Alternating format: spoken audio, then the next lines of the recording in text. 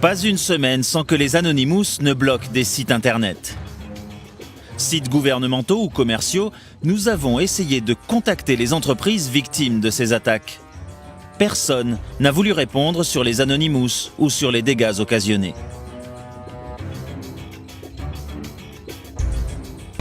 Anonymous n'est pas une organisation, une partie ou même un mouvement. Anonymous n'a pas de leader, pas de gourou, pas des idées. Le net, et leur liberté est protégée par l'anarchie chaotique qui règne sur le réseau.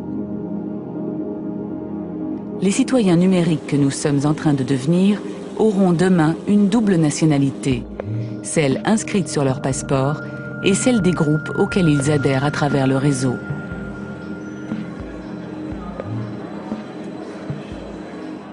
Quand les pères de l'informatique ont créé ces machines, ils souriaient à l'idée qu'elles puissent un jour prendre le pouvoir sur les hommes. Leurs programmes sont pleins de défauts, d'approximations. Mais ce sont ces failles mêmes qui donnent une vie à ces machines.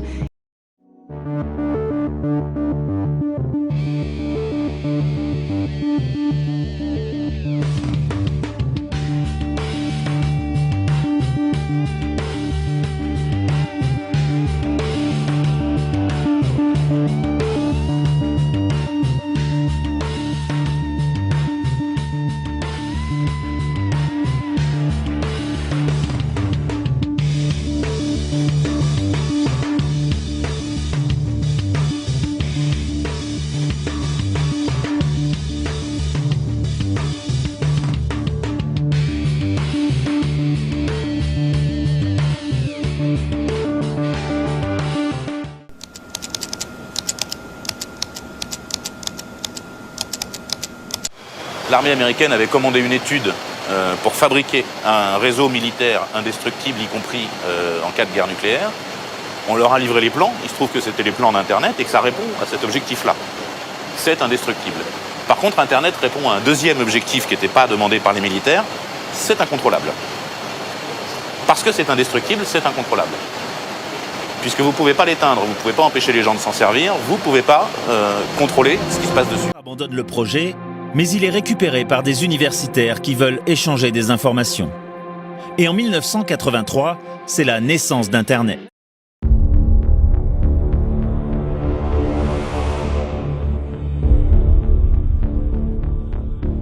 Les hackers.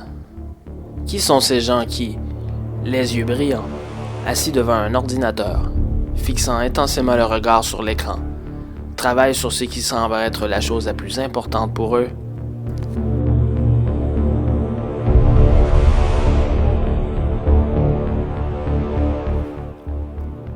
Ils sont souvent considérés comme des programmeurs ardents et excentriques, capables de prouesses brillantes dans la compréhension de la technologie et la manipulation des machines électroniques. Ils sont peu entrains à respecter la hiérarchie et à accepter l'autorité. De façon générale, le mouvement des hackers s'est distingué comme comprenant des jeunes gens qui ne font pas confiance au gouvernement, fonctionnent en méritocratie et partagent et rendent disponible l'information. Ils se démarquent aussi par leur grand sens du groupe et par l'importance qu'ils accordent à développer ces groupes d'amis, virtuels ou réels.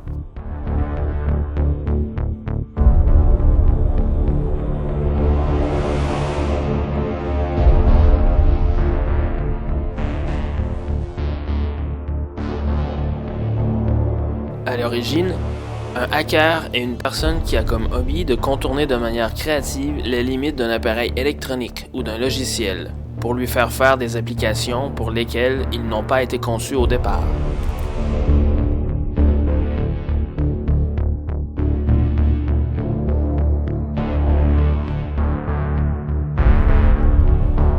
La définition plus moderne du terme hacker est celui qui accède à un ordinateur, à un réseau ou à un système qui est non accessible à des personnes non autorisées. Les pirates peuvent utiliser tout type de techniques pour accéder à ces réseaux et surmontent les protections et les difficultés pour obtenir cet accès.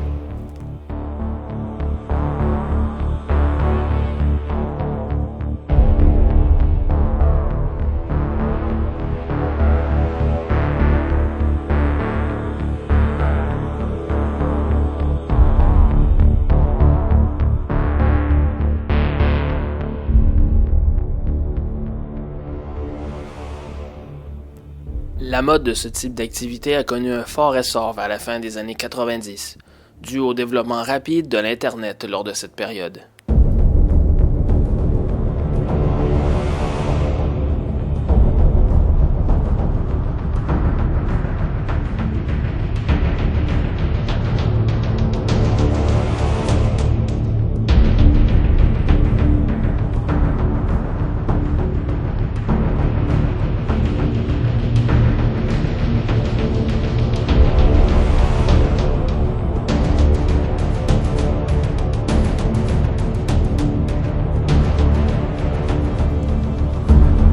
Les pirates sont des gens aimant les défis intellectuels et les choses sophistiquées. Ils sont très à l'aise avec l'utilisation d'un ordinateur et de la technologie en général. Le piratage est un processus d'apprentissage qui ne suit aucun manuel. Les pirates apprennent au fur et à mesure et utilisent une méthode d'essai et d'erreur. Ils opèrent en mode autodidacte avec l'information dont ils disposent. Des informations qui sont très souvent fragmentaires ou voire carrément absentes.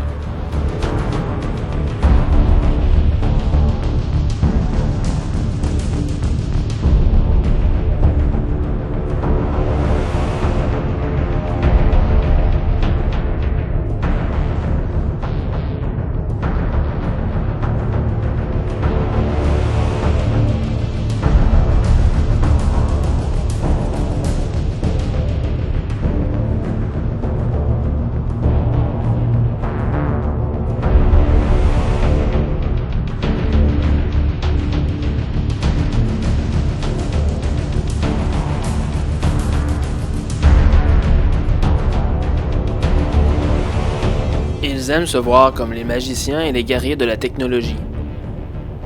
Écrire des logiciels et inventer des algorithmes leur permet de démontrer leur intelligence et leur connaissance. Bricoler avec eux est aussi amusant que de jouer dans la mécanique automobile. Les pirates ont leur propre culture et mode de vie.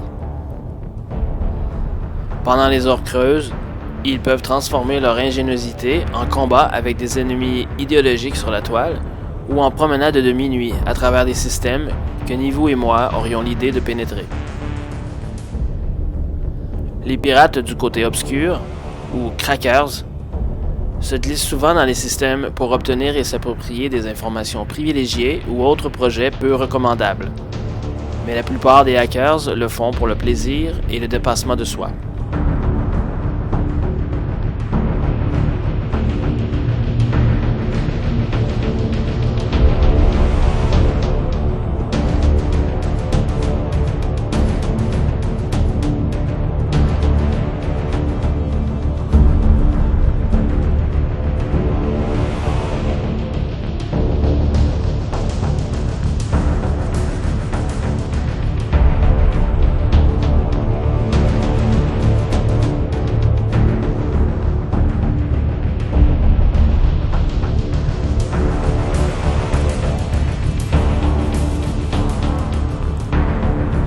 Le terme francophone approprié pour hacker est pirate informatique. Il y a de la confusion sur la signification de ce terme, dépendamment de ce qu'est la véritable intention du pirate lorsqu'il s'adonne à ses activités.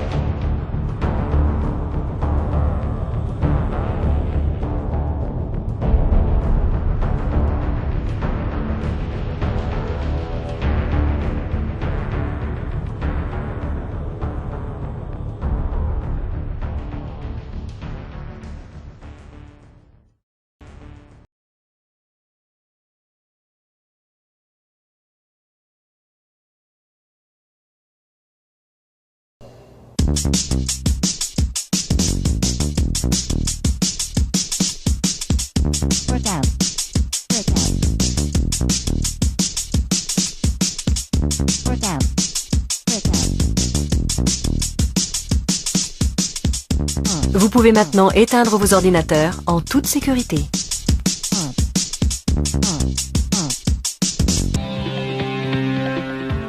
Internet est une proie facile pour les crackers persévérants.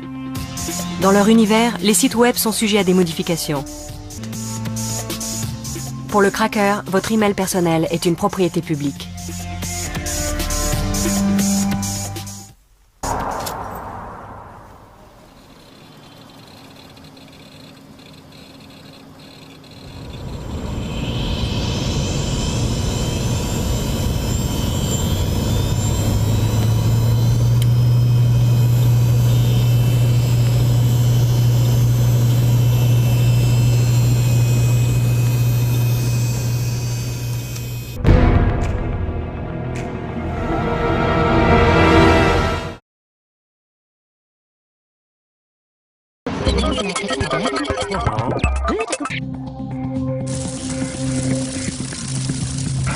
C'est ce qu'on appelle des attaques DDoS. DDoS, attaque de déni de service. Cette attaque empêche l'accès à un service Internet. Elle est obtenue en saturant la cible avec des centaines de milliers de connexions qui bloquent le système.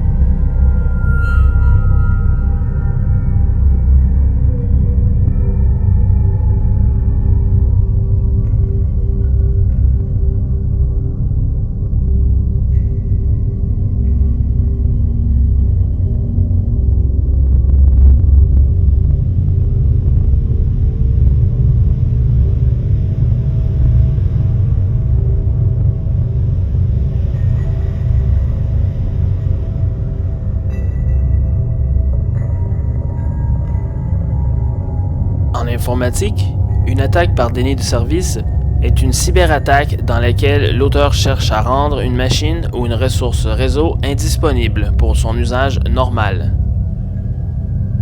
Le déni de service est généralement accompli en inondant un ordinateur ou un système connecté à Internet de demandes de services.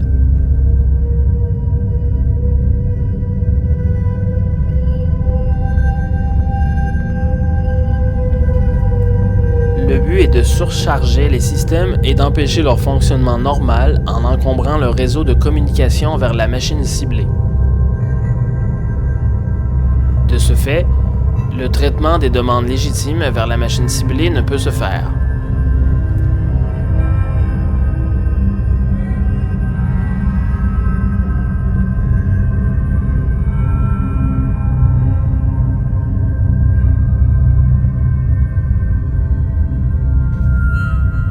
On parle d'attaques de déni de service distribuées lorsque des botnets sont impliqués. Ces attaques sont alors exécutées par de grandes quantités d'ordinateurs sous le contrôle de l'attaquant via un botnet. L'attaque en est d'autant plus efficace car il devient presque impossible de bloquer la source de l'attaque. Pour restaurer le service, dû à la multitude de points d'origine de l'attaque. Une attaque par déni de service peut se résumer en toute action menant à la mise hors ligne d'un serveur.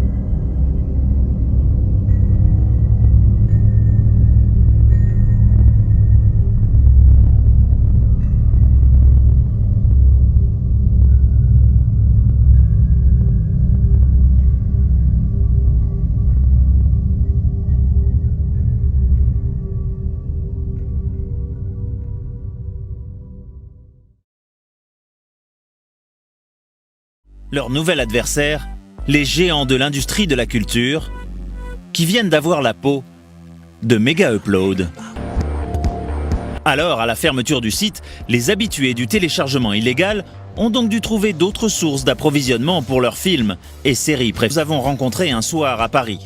Et il ne veut surtout pas être reconnu. Je vais sur Mega Upload.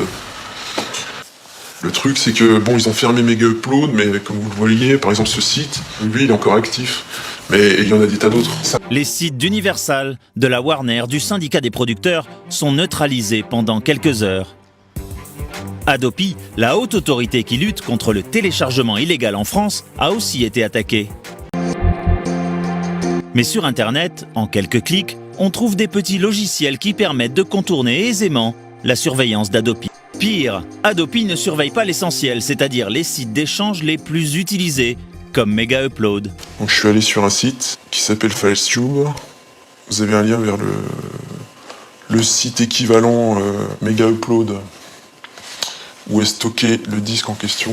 On vous sollicite tout de suite pour un abonnement premium de 1 mois, 75 jours, 180, etc. Si on a un compte non premium, ça dure un petit peu plus longtemps. Après, bon voilà, il y a des petits dispositifs. Vous payez quand même quelque chose là. Là, je paye rien du tout là. Je télécharge. Voilà, dans une vingtaine de minutes, une quinzaine de minutes, j'aurai le disque. Incoming transmission. Download complete. Incoming transmission. Download complete.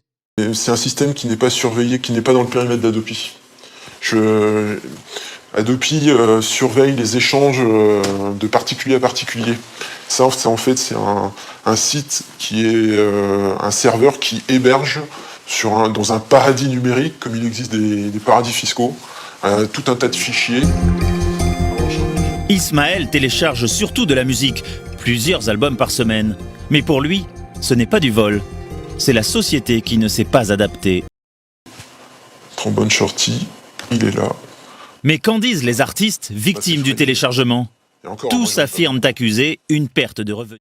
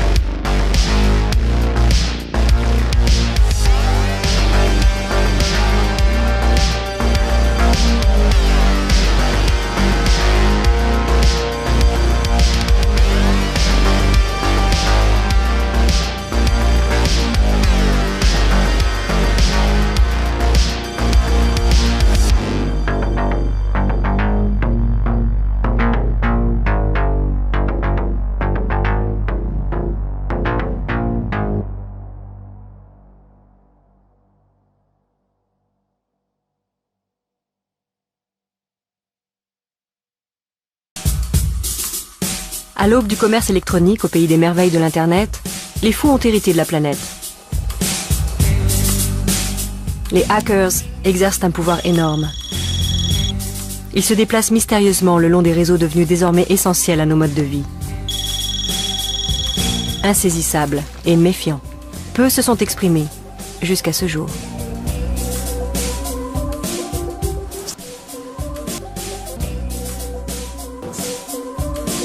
Sont-ils des visionnaires ignorés? Des boucs émissaires? Pour une fois, les hackers parlent eux-mêmes de leur motivation et de leur univers.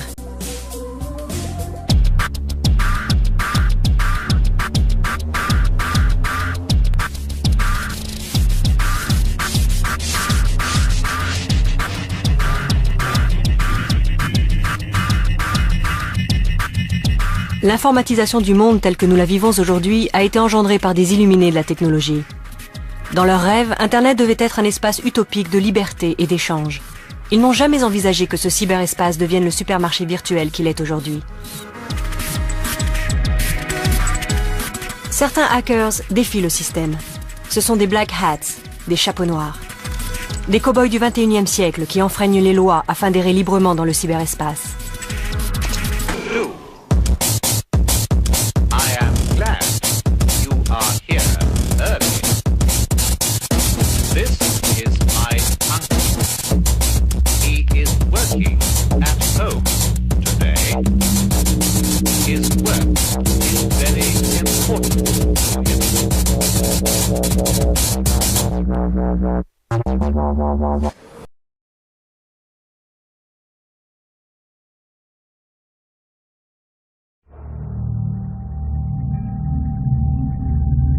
New dangers tonight from the Lovebug computer virus, this time disguised as a friendlier email. Copycats have now spread around the world.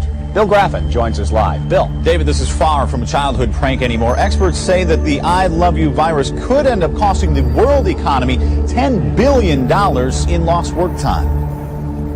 As the I Love You mess gets cleaned up, there's more cyber chaos spreading in the form of these titles. This is a great new game, very funny, even Mother's Day gifts. They're no gifts. They're computer bugs that can ruin certain programs in your file.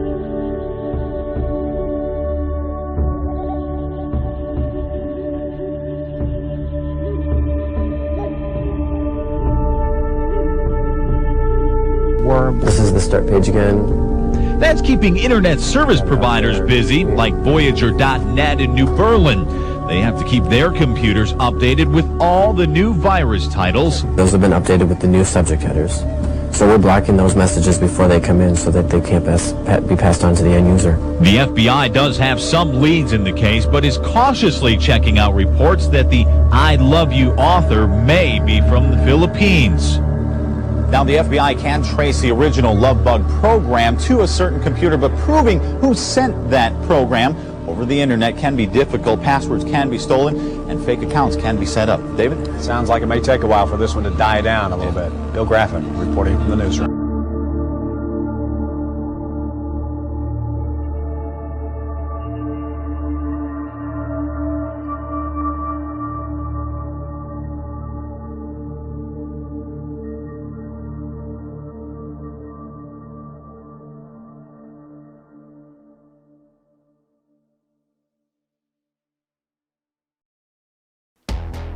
I Love You possède une double identité. Il peut être vert ou un virus. En tant que vert, il se propage par email en chaîne de lettres en utilisant l'application de messagerie Outlook.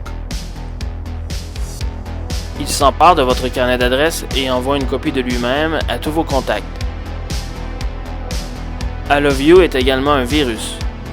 Il écrit par-dessus les noms de fichiers et écrase les contenus de fichiers. Il se propage en utilisant le client MIRC, un Internet Relay Chat.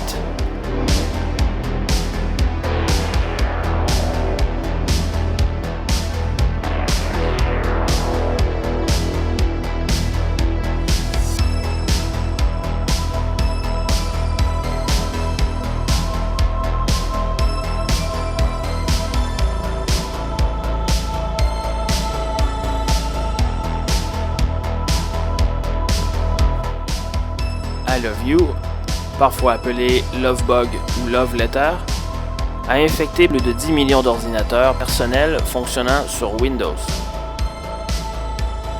Les infections commencèrent le 4 mai 2000, quand il entama sa propagation en tant que courrier électronique, avec le sujet I Love You, et la pièce en attachement Love Letter for You. Il avait l'extension de fichier VBS.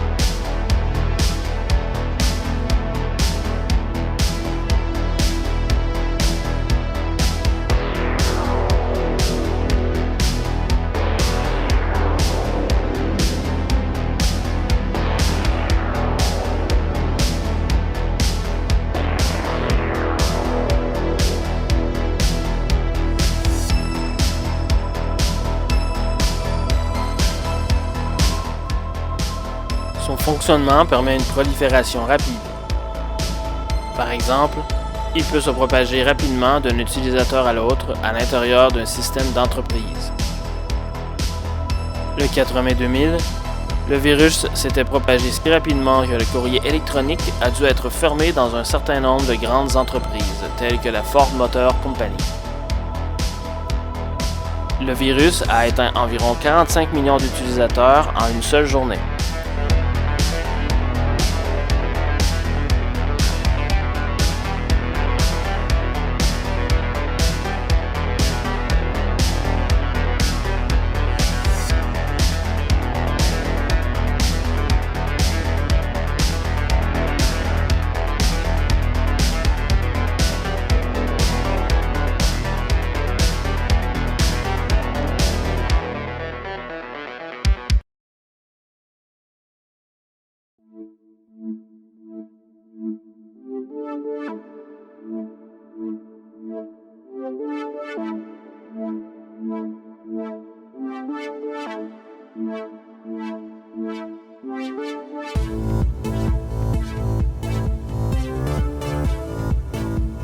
Le virus I Love You réinitialise également la page de démarrage Internet Explorer du destinataire pour pouvoir amener l'utilisateur à visiter un site commercial. Sur ce site, un cheval de Troie sera téléchargé automatiquement par l'ordinateur et étendra le contrôle du pirate sur la machine. Il réinitialise aussi la base de registre pour pouvoir redémarrer à chaque lancement du système. L'une des premières étapes pour conjurer le virus I Love You fut de filtrer les courriels avec I Love You dans la ligne d'objets. Cependant, les pirates ont rapidement introduit des variantes imitatrices avec des titres comme blague, fête des mères, alerte virus, et contenant le même code qui piratait l'ordinateur. Au moins 12 variations de nom d'I Love You ont été identifiées.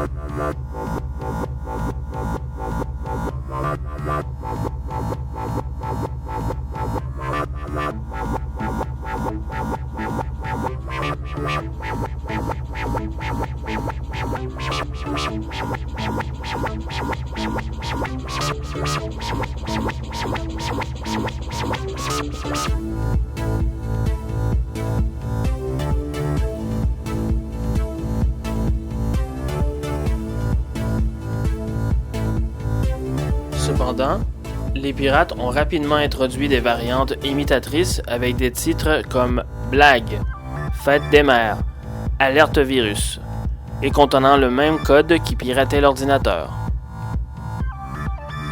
Au moins 12 variations du nom I Love You ont été identifiées.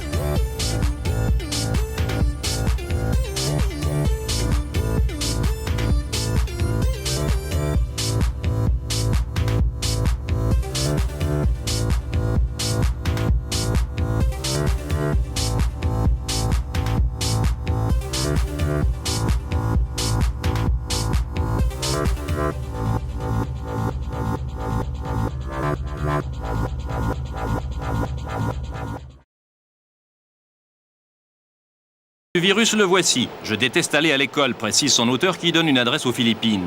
Des milliers d'entreprises dans le monde entier sont touchées depuis ce matin et leurs spécialistes redoublent d'activité pour éliminer le virus. Même la citadelle informatique de la télévision suisse romande, pourtant réputée imprenable, en a subi les conséquences. En Suisse, Novartis, Nestlé et bien d'autres entreprises sont touchées. À Londres, la bourse est paniquée. En Allemagne, Daimler Chrysler a dû interrompre ses activités. Ce ne sont que la messagerie Outlook et le navigateur Explorer, tous deux des produits de Microsoft, qui sont concernés. Leurs utilisateurs reçoivent des dizaines de messages intitulés I Love You et le serveur finit par se bloquer. Donc, si vous utilisez ces programmes, suivez les conseils des spécialistes.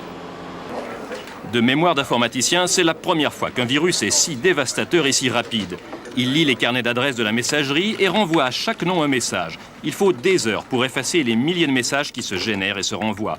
Le disque dur de l'ordinateur doit ensuite être décontaminé. Il semble que les utilisateurs de Macintosh soient épargnés.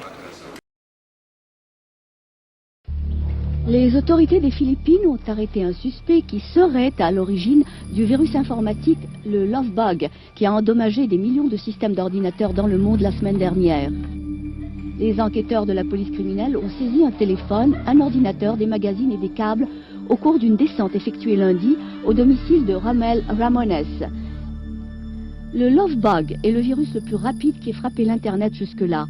Les pertes qu'il a entraînées sont estimées à 10 milliards de dollars, surtout à cause du temps perdu par les utilisateurs.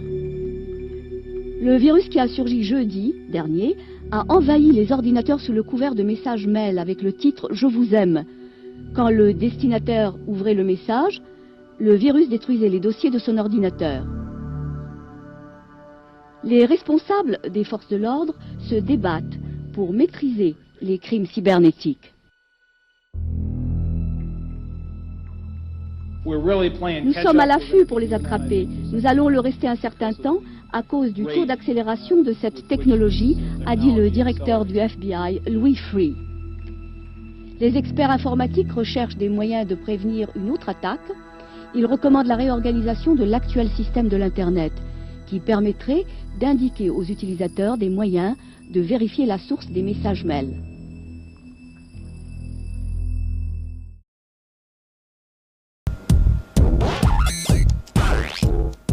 En dépit de la vulnérabilité d'Internet, qui n'a pas été conçue pour les transactions confidentielles, le commerce électronique et les systèmes de banque en ligne ont continué à se développer.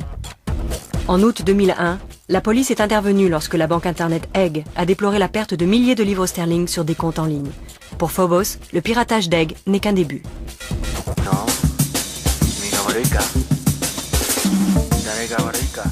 Le moyen le plus facile de s'introduire dans un réseau informatique est de passer par la grande porte.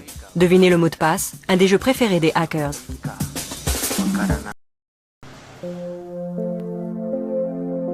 Pour un hacker, la panacée consiste à trouver le mot de passe de l'accès administrateur. C'est une sorte de clé maîtresse qui contrôle tout un réseau informatique. Même ces mots de passe-là sont parfois simples à deviner. So, any questions? Doesn't having high-speed connection protect me from viruses? No. A high-speed connection can actually leave you more vulnerable. Who's heard of the I love you virus? Right. But who's heard of the I just want to be friends virus? Or the I love you but I'm not in love with you virus? Well, that's because they haven't been invented yet. But we're already working on ways to stop them just to help keep your computers safe and secure. Want a better internet? You belong at America Online.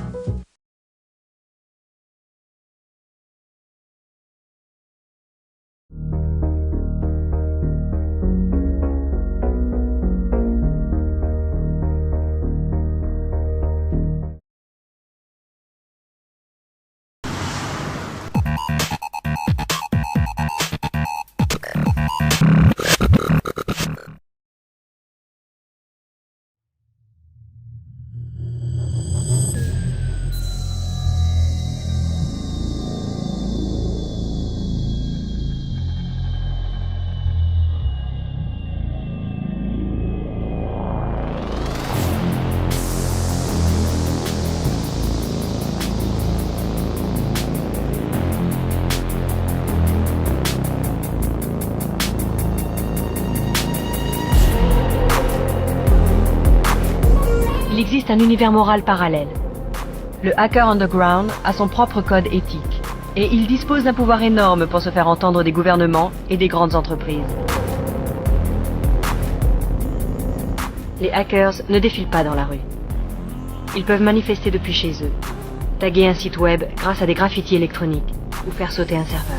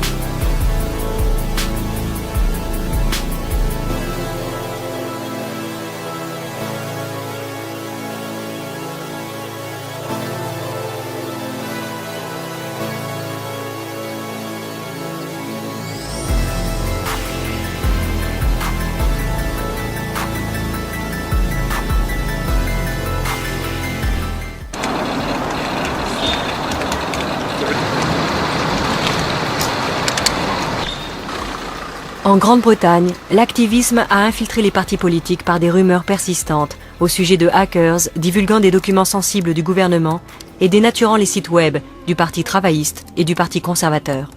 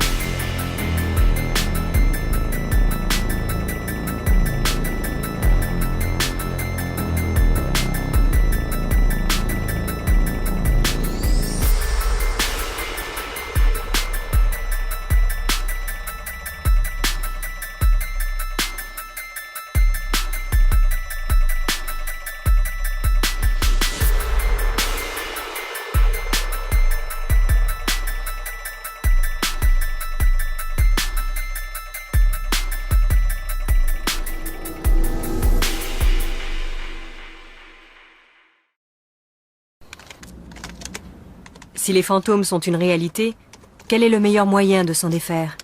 Dans le passé, les gouvernements et les entreprises se sont tournés vers la justice pour faire des exemples parmi les hackers connus. La fraude informatique est sévèrement punie en Grande-Bretagne et aux États-Unis. Les peines prévues pour les pirates récidivistes forçant les accès des réseaux informatiques peuvent aller jusqu'à 5 ans d'emprisonnement.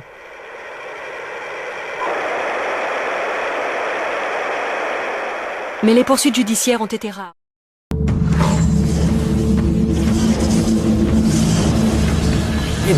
Ça a sûrement été l'attaque la plus violente contre l'Internet.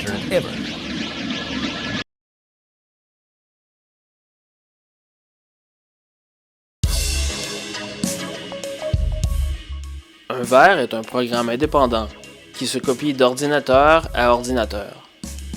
À la différence du virus, le vers ne peut pas se greffer à un autre programme et créer une infection. Il est indépendant des autres programmes et du système. Il va simplement se copier via un réseau ou Internet, d'ordinateur en ordinateur, de façon automatique. La plupart du temps, aucune action significative de l'utilisateur n'est requise pour entamer sa propagation.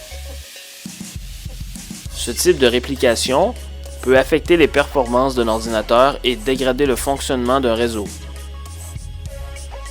Le vers produit pour le pirate qu'il a déployé une action nuisible comme la destruction de données, l'envoi d'informations confidentielles par Internet ou la neutralisation du hardware de l'ordinateur.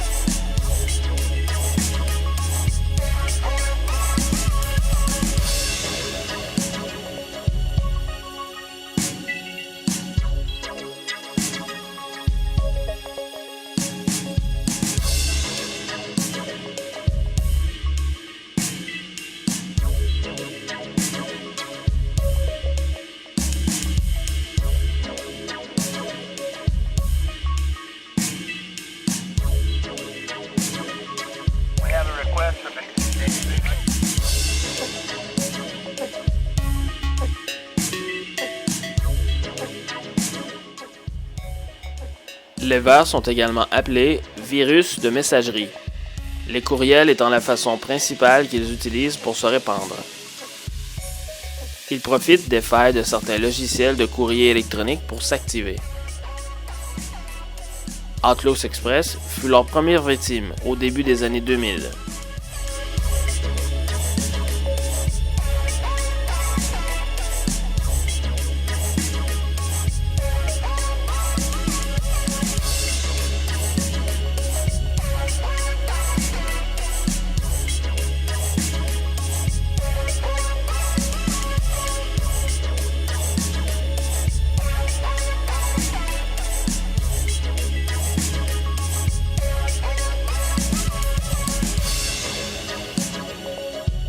Il se copie en mémoire de l'ordinateur pour l'infecter. Et dès lors, il se propage en s'envoyant aux utilisateurs dans la liste de contacts de l'ordinateur. On reçoit ainsi ce virus dans un mail d'une personne connue, ce qui réduit la vigilance. Selon leur complexité, les vers génèrent des messages et des objets distincts pour les mails par lesquels ils s'envoient.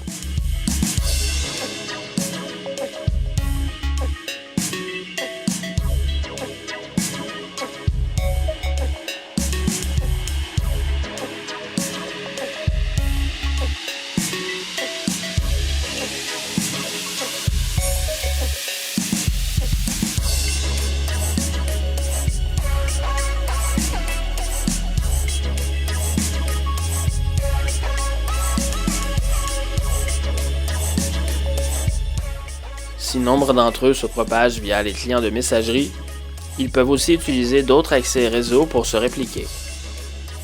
Comme par exemple exploiter un port non sécurisé sur une machine ou se connecter à une nouvelle machine via un réseau connecté à la machine infectée. Les vers peuvent permettre au Bodmaster de pouvoir craquer les mots de passe sur les machines cibles.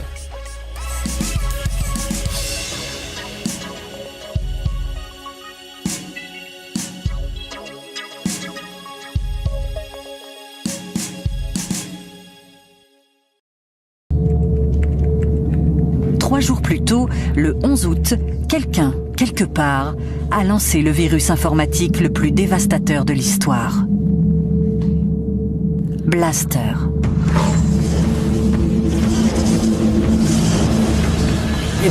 Ça a sûrement été l'attaque la plus violente contre l'Internet. Si votre ordinateur a donné des signes de faiblesse ces jours-ci, vous n'êtes pas les seuls. Beaucoup d'entreprises ont été touchées, beaucoup de particuliers aussi, par un virus informatique. Il s'appelle Lofsan Blaster ou encore MS Blaster. Il est apparu aux États-Unis au début de la semaine et s'est propagé à une vitesse foudroyante sur tous les continents via l'Internet à cause d'une faille dans la sécurité du système Windows de Microsoft. La Suisse non plus n'est pas épargnée. Les serveurs de l'administration fédérale et de certaines entreprises, dont la TSR, ont été touchés sans vraiment occasionner de gros dégâts. Plus bête que vraiment méchant, Lofsan force l'ordinateur infecté à s'éteindre et à redémarrer automatiquement sans pour autant détruire des fonctions vitales. Gênante pour l'utilisateur, l'attaque semble d'abord viser Microsoft puisqu'une petite phrase cachée au cœur du virus demande à Bill Gates de, je cite, arrêter de faire de l'argent et de s'occuper un peu mieux de la sécurité de ses logiciels. Alors que faire si son ordinateur a été infecté ? La situation semble pour l'instant maîtrisée en Europe, mais les virus informatiques ont la vie dure et à leur retour de vacances, beaucoup d'internautes activeront peut-être sans le savoir le verre caché dans leur disque dur. On risque alors d'assister à d'autres départs de feu.